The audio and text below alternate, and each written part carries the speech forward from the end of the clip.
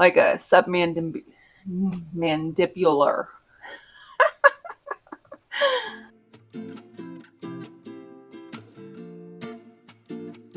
Hey guys, welcome back. Happy almost Christmas. I'm exhausted. Things have not slowed down since the winter break started. So, if anyone would like to hear me complain, I'll be doing a little bit of complaining and also letting you guys know how my first clinical rotation wrapped up. I really don't need to put makeup on. I worked last night. I got off around 8 and then I went to Walmart because it's the 19th and I really don't want to go to Walmart during like normal hours.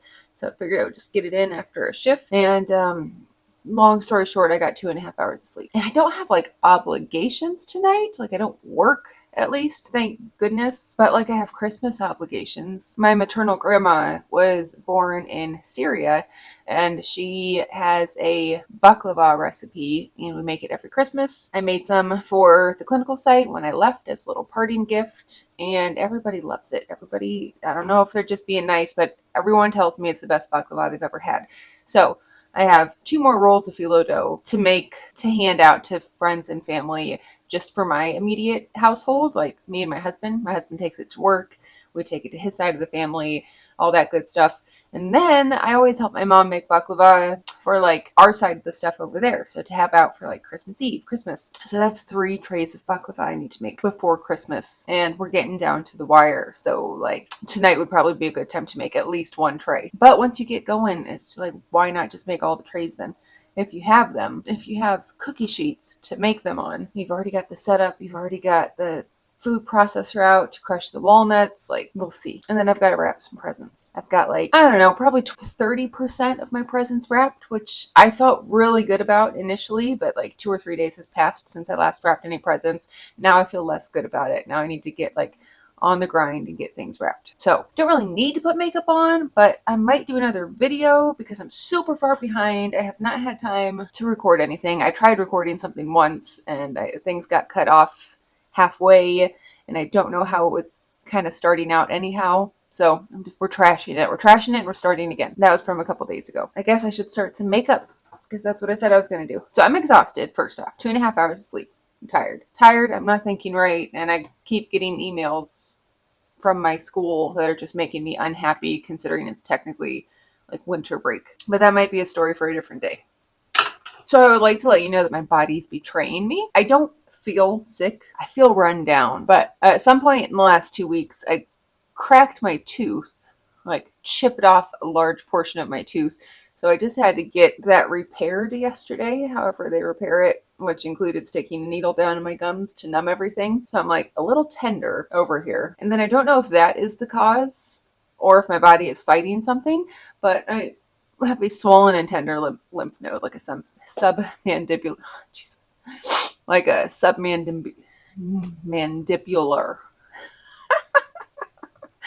I have a swollen lymph node just on this side. So chipped tooth, swollen lymph node. I thought I had like a pimple in my nose, which was annoying enough as it is, but I'm pretty sure it's a cold sore. I've gotten cold sores for a couple of years now, and I would say, no, they have all been around or inside my nose. Sometimes you can see them. Sometimes they're like along the outside. This one's like fully inside, but I'm pretty sure based on what I could see and the swelling that has kind of come with it, it's like hard to the touch. I'm pretty sure I'm dealing with a cold sore inside my nose right now. And a canker sore in my mouth. So my body's like, I thought we were supposed to be getting a break. And instead, we have been working and emailing and shopping and doing Christmas things and going to nieces and nephews' Christmas pageants and not taking care of ourselves. But it is temporary. It's a temporary part of life. So we'll get through it. I feel like we should just make this real simple. Just like get rid of the bags under my eyes, maybe throw a little blush on. Okay, so as we know, I wrapped up my first clinical in grad school a week ago, essentially, is how it was supposed to have wrapped up. I finished it up a little earlier than that. I was able to finish up my hours last Tuesday, but the end of the semester was technically last Friday. So a week ago. And it was interesting. I think it was a good experience. I think it was a really good experience. There were ups, there were downs, there were some questionable decisions, not on the part of the prescriber, on the part of, oh, we have a student in the office. What do we do with her? Let's find some stuff, instead of like just allowing me to fall into the part of prescriber, like follow the prescriber. And I think I was seen a little bit as a beneficial extra set of hands, which is fine in a sense. I was able to manage it, but it was just strange. So, like I had mentioned, it was a ketamine clinic run by a CRNA. We did the nasal Spravato ketamine, which is the FDA approved version. We did ketamine injections. By we, I mean the nurse and the CRNA, and ketamine infusions. They also had a TMS machine there, so they would provide TMS treatments to patients. And of course, two providers, two PMHNPs for med management and Spravato prescriptions. One oversight physician who I never met, but while I was there, he came in once or twice for updates and overviews and meetings, that type of thing. There was one RN who worked there, and she helped with monitoring patients who had gotten ketamine, and also with injections and Spravato administration, and also obviously charting and everything that comes with med management and all of that. They also had an in-house pharmacy, which was kind of neat because they were able to make sure everybody got their Spravato when they needed it. They were kind of on site to let the providers know, hey, we need this order. It needs ordered this way. Insurance doesn't like how this is worded. So that was interesting and helpful. Of course, there was some front desk staff. And within the building and part of the company, it was like on the other side of the hallway. That's why I said it that way. There was like the therapy section, and there were like 3 or 4 therapists and one psychologist who does certain testing, like ADHD testing. So he was available to us as well. So they did have like a really well-rounded group of individuals to handle mental health from a lot of different sides of it. I'm trying not to touch my nose too much. I'm like 100% positive that it's inside my nostril, but I don't want to take any chances. So there were 2 PMHNPs at this facility, and one was my primary that I was set up with right off the bat, and she was wonderful. But she only worked 2 days a week, and I didn't get started until halfway through the semester because I don't know if they thought I was going to fall out of compliance with something, if they thought I wasn't going to get my background check returned in time, which also was definitely a state problem. Like I had that thing done a couple weeks in advance. But I don't know. Either way, I didn't start until halfway through the semester. So I really had to try and work to get all of the hours in. And because of that, I had to ask if I could have the other PMHNP listed as supplemental, like a supplemental preceptor.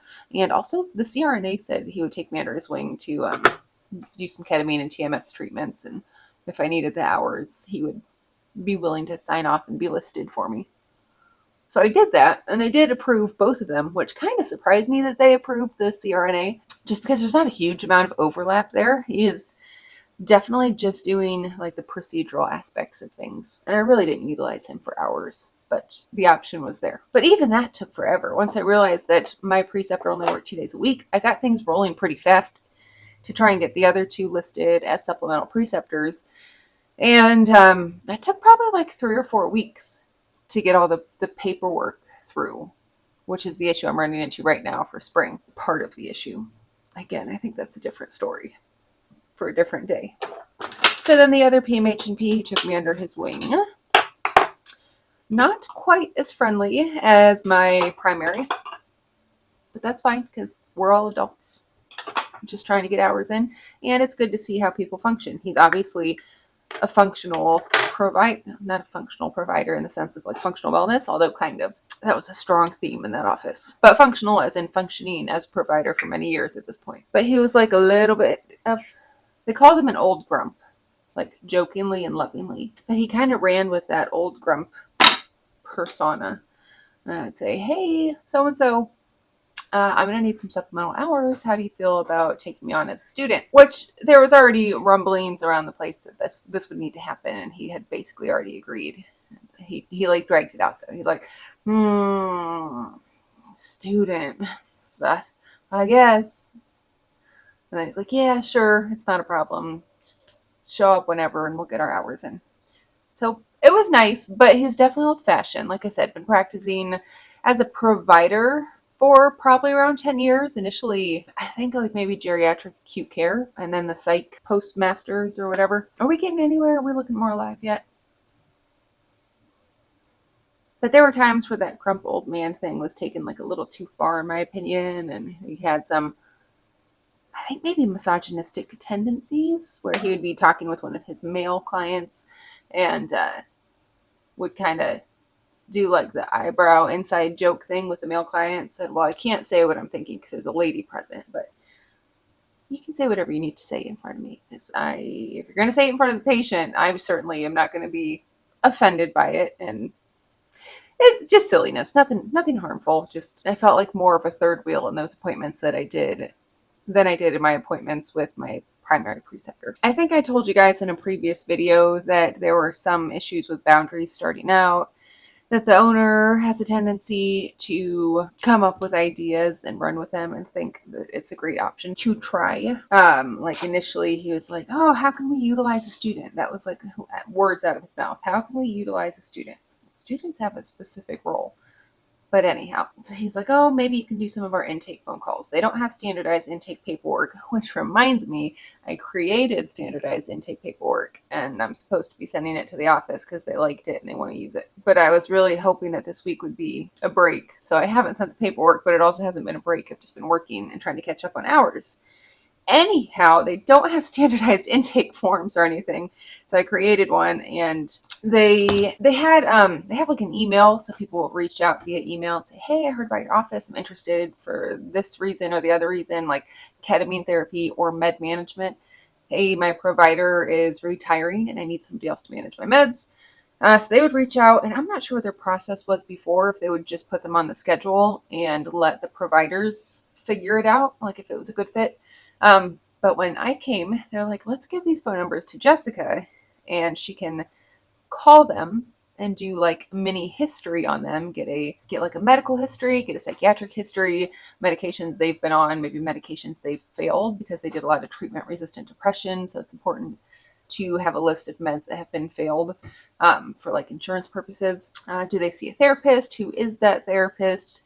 What are their current diagnoses? Blah, blah, blah. And so like quite literally the first day, he's like, yeah, you can even take some of these phone numbers home and get some of your hours done from home to help get all your hours in, make these phone calls, which would mean, first off, it's after hours because we work 9 to 5.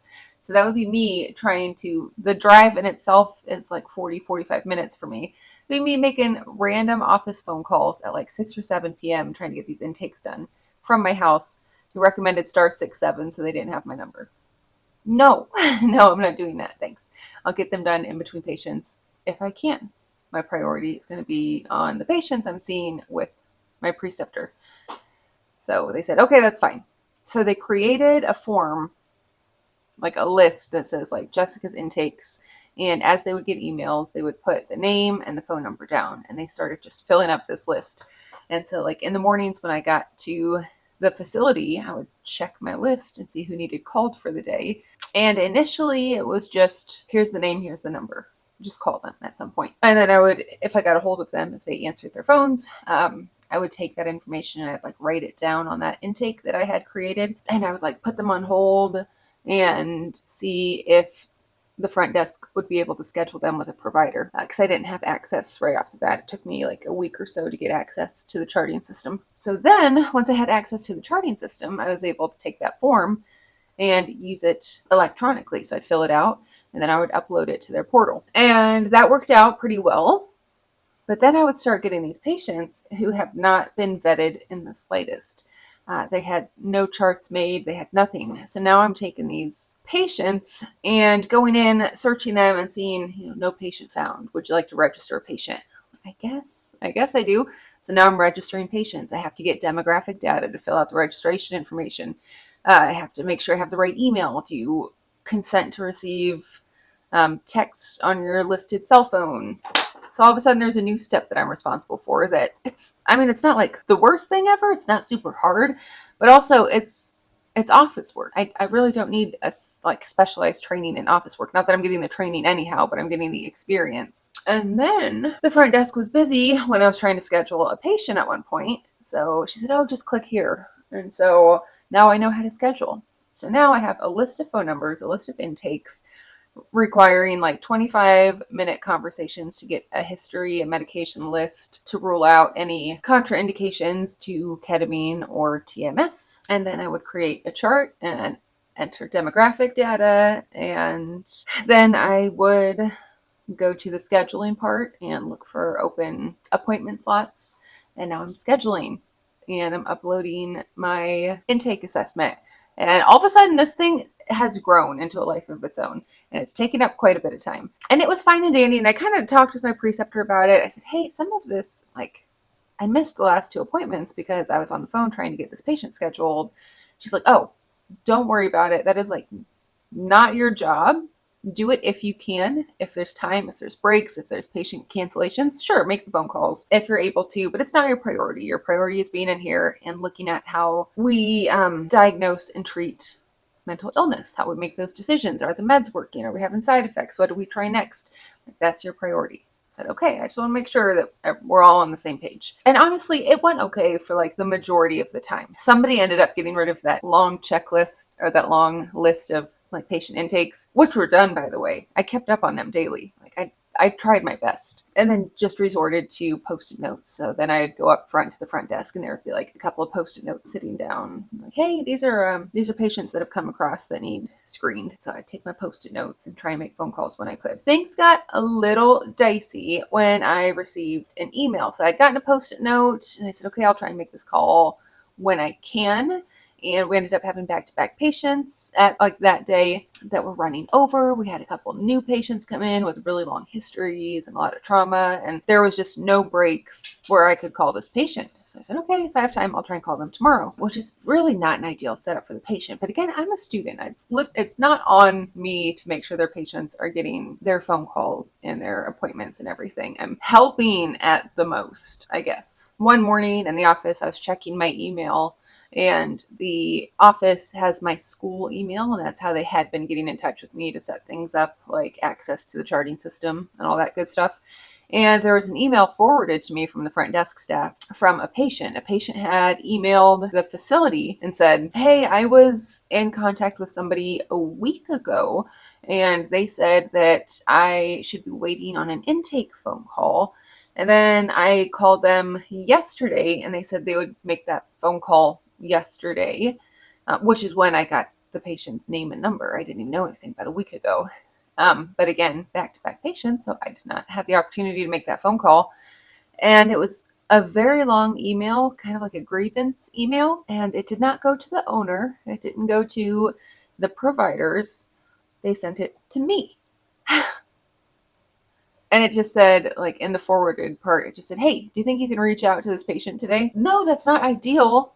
Seems like she's already a little bit pissed off that nobody's been gotten a hold of her in over a week. I didn't even know about her a week ago. I knew about her yesterday, and yesterday was busy back to back. I didn't even get your sticky note until afternoon yesterday. So I was a little annoyed by that. So I told my preceptor, I said, hey, look at this email. Does this seem appropriate that they're like sending grievances? And she's like, yeah, that's kind of weird. That's kind of uncomfortable, but we do have time today. We did have a patient cancel, so why don't you just give the patient a call? That way, like, the patient doesn't suffer. Just give them a call and try and fit them in. I really liked my preceptor, but she also has a hard time with boundaries. So if she doesn't have to say no, she's not going to. So if we're able to get that phone call in, just get it done and save everybody any conflict. So I did it. I called the patient. She was very nice, very understanding, got the history, got her schedule, did all the things. But I was a little mad about it. I'm like, I am not here to put out fires. I'm here to learn. So I emailed my instructor that night and I said, hey, we've got like just over a week left in this. We're almost done with my hours. I just want to let you know that in addition to seeing patients, I have been in charge of doing some intake calls. And most recently, I got a grievance from a patient that I had to settle. And I think it's a little inappropriate. I just want you guys to be aware that that's happening and how I should proceed. Fuck it. Let's put some eye makeup on. So the instructor for the clinical part of the program.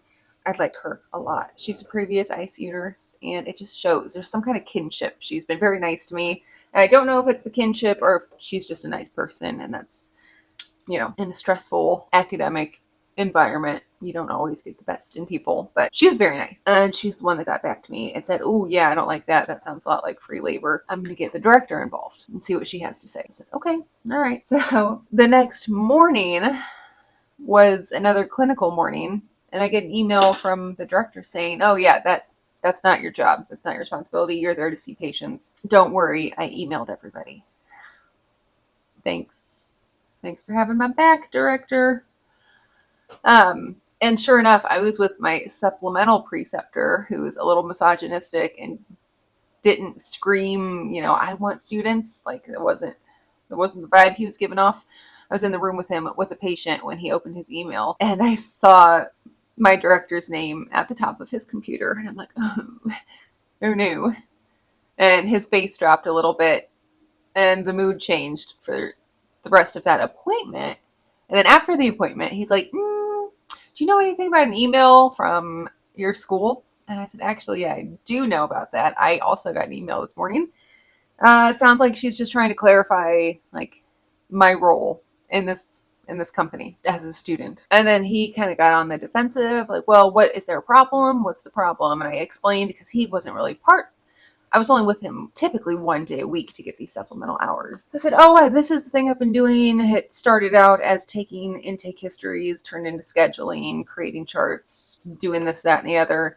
And most recently moved to like receiving patient grievances, blah, blah, blah. And he's like, stop calling it patient grievances. You're not in trouble for anything. Like, I know I'm not in trouble for anything, but that's what it was. The patient was upset. And instead of it going to someone who should be able to fix that problem, it went to me. So he seemed a little put out by that email, like he was being personally challenged by my school representatives. And I kind of got kicked out of the office for a little bit, out of his office. Like, there was just a pharmaceutical rep coming in. Like, we didn't have a patient at that time, but he's like, why don't you go ahead and step out? I'm sure you've got a lot of important nurse practitioner things you need to chart, as in, like, he kind of specified that as in, like, not just office things, not just, you're not part of the office, nurse practitioner things to chart. And I'll talk with this farm rep. I'm sure you're busy and you've got a lot of work to do. So it was a nice way of like, get out of my office. Fine. What did I do when I got out of his office? I made another freaking phone call that was the cause of all these problems to begin with. Kind of after my instructor had said not to do that. But if I'm not going to be seeing patients right then and there, it doesn't really matter. It's not like it's beyond my scope or anything. So what the hell? I went ahead and made another phone call, which was good because it gave him time to calm down a little bit, take a breath, realize that he wasn't being targeted. And we finished off that shift as a full professional. So before it was like, oh, I don't know if I want a student. We'll have to see. I'm going to play hard to get, blah, blah, blah. And then it ended very monotone. This next patient is an ADHD patient. We have them on this medication. They've been on it for this long. There's no side effects, so we can continue the medication. So we became less of friends at that point. He was just a professional, just a preceptor, was not going to be warm, was going to be very analytic. Whatever. I just need the hours. Sorry you got offended. I am sorry that they freaking sent out an email when I had 1 week left. But I guess that was my fault because I couldn't keep my mouth shut. But it just kind of chapped my ass a little bit that I got a grievance from a patient, that they were like, oh, this patient's unhappy. You know what we should do? Let's send this email to the student. It just felt weird. So there's that story. We ended up ending fine. It worked out. I got my hours in, whatever. But on a better note, another way I got some of my hours in was I sat in on group therapy sessions. They had a trauma group therapy program, I guess you could call it, running while I was there. There was only one session left after I finished up my clinicals, so they were only going to meet one more time before breaking for like the holidays and considering whether or not anyone would be interested in another session or like another program's worth. And that was fascinating. The counselor that like ran it, or was like the head of it, she had a PhD. She studied at like the Gestalt Institute of somewhere, and she had all these crazy experiences, and the way she talked to patients and got like a little challenging, but then like super friendly and supportive. Incredible. It was incredible to watch. I wanted to take it in. I started going as like this might be interesting to see, and then I went every single time afterwards. I said, "Can I keep coming?" And she said, "Yeah, absolutely. We love having you." Because it's group therapy, I can't say too much to mess it up. So I'm obviously not trained in therapy, but neither are the participants, but they're there to support each other. So I don't have to be a trained therapist or counselor. I can be there as a supportive figure, give my advice if I have any, give my thoughts if I have any, and just kind of take in all these patient stories and see how the therapists handle them and handle the situations. It was fascinating. And that's how I actually ended my time at this place. So most of my time there was on Mondays and Tuesdays. Tuesdays was the group therapy, and it went from like 5 to 6:30 p.m. And we would see patients from 9 to 5. So after my last patient, I would go to group and I would finish up group at 6:30. And the patients were also full of like really positive feedback about having me as a student there, which was really nice. And I enjoyed listening to them talk quite a bit, which was really nice. So I made them their own plate of baklava, and I wrote this big thank you note about how grateful I was to the people running it for letting me sit in and for teaching me, and also grateful for the patients for doing this week after week, sharing their stories. And I'm losing my voice. Just like the strength they had. So they ended up reading it out loud in group because, of course, that's what you would do in a group therapy session. But it was nice. It was a very nice way to end my time there. But like the actual end to that was, hey, don't forget to send in your form that you created for intakes. That could be helpful. And I need to do that. I need to do that today because it has been weighing on my mind. I may not have sent it, but I have been thinking about it, if that counts for anything. I have a couple of the girls' numbers from that facility, so I just need to text one and say, hey, what's a good email to send this to so you guys have it. So maybe I'll do that today. Just bite the bullet and jump back in for a second and take care of that. Also, at my state job, I work with one of the supervisors is in PMHNP school, and she's struggling to find preceptors. And the clinical site I was at, while it was a little strange sometimes, I mean, they had unique treatments. It was a little strange sometimes. It was still a really good experience, and the people were really nice. It was just some of the expectations were a little off. So I reached out to my preceptor to see if I could send her information forward to my supervisor so she could possibly precept there. But I haven't heard back from her. But also, I know she's really looking forward to some time off. She's got a young child at home that she's trying to potty train and spend some time with. And I'm sure it's not her priority to get back about possibly precepting again so soon. She told me to reach out if I need anything. Like I said, ended on really good terms. I certainly don't think it would be a bad experience for another student to have. And there's likely people out there who could handle it better than I could one way or another. Either firmer boundaries or just doing the work super fast and juggling all of it. Oh, also, a couple things happened. So I live in Northeast Ohio, and we had one like really heavy snow day. All the schools were called off. The roads weren't plowed yet. So I had gotten a text from my preceptor that morning, and they said, hey, we've only got one patient before 11. I'm going to try and call them and see if I can't do a telehealth from home. Hopefully the roads will be a little more plowed and we can go in at like 11. I said, great. That sounds good. Whenever you need me, I'll be there. So I lost a couple hours on that snow day morning. And then when I was with that supplemental preceptor, like the last half of one of his days was all telehealth, and he has an office at home. So he said, okay, I'm packing up now. I'm going to do the rest of this from home. See you next time. So then I lost like 4 hours on that day. And like, I'm starting to be concerned. I'm starting to like add everything up, and am I going to have enough hours? Am I going to have to come in extra? I thought I was going to be an hour and a half short, which is like a ridiculous an hour and a half. But I ended up going back through my logs, because the thing is, you have physical logs that you write down like, okay, 9 o'clock. 0900, I got to the facility, I clocked in. But you also have to put that information into the charting website, Typhon. And in order to chart on your patients, you have to have days entered already. So I would start my day saying, okay, this is supposed to be a 9 to 5 day. This is Monday. We don't have group therapy. We don't have anything else. Today should be 9 to 5. So I entered 9 to 5 so I could start charting on my patients. And some days would run over and it ended up being 9 to 5:30, 9 to 6. Whenever we were done with the day, I would physically write down, okay, this is when we finished up. Here, could you please sign off my hours?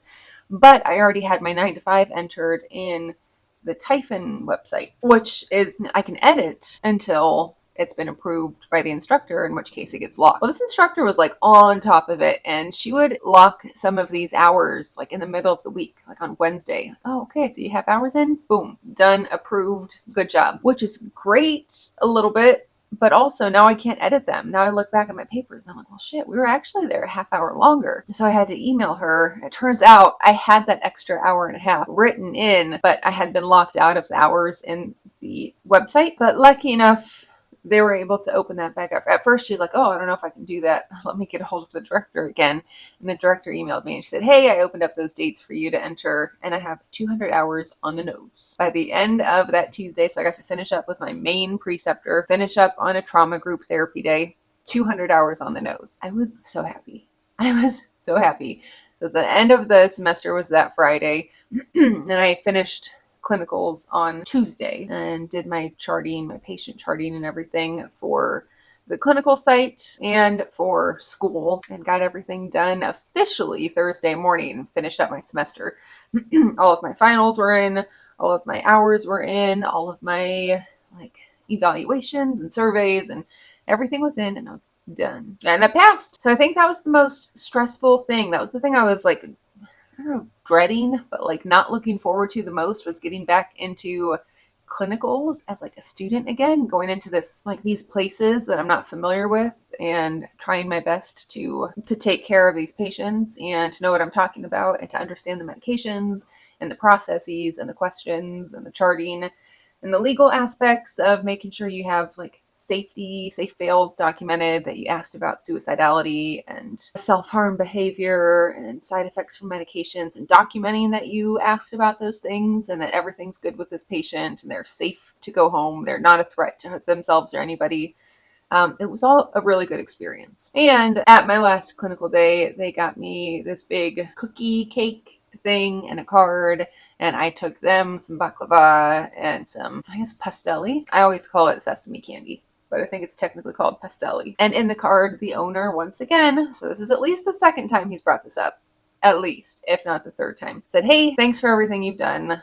Don't be a stranger. Come on back to us after you graduate. So essentially, I could have a job there after I graduate if I reached out. And I believe it. I believe it with him.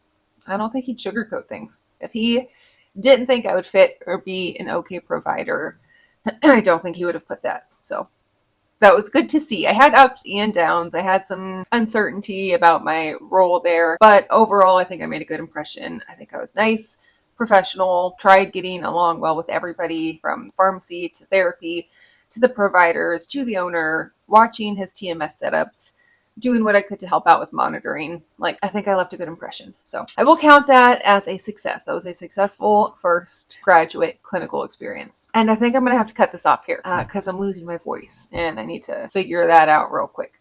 And then maybe I'll make another video. But first, tea and hydration.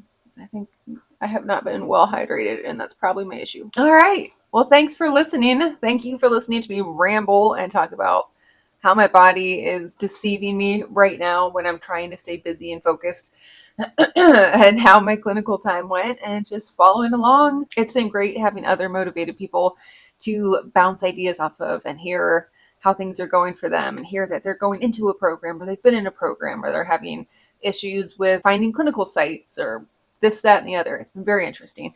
So I hope you guys have a good weekend. I don't know when I'll have another video out. I'll do my best, but have a Merry Christmas, and I'll see you next time. Bye.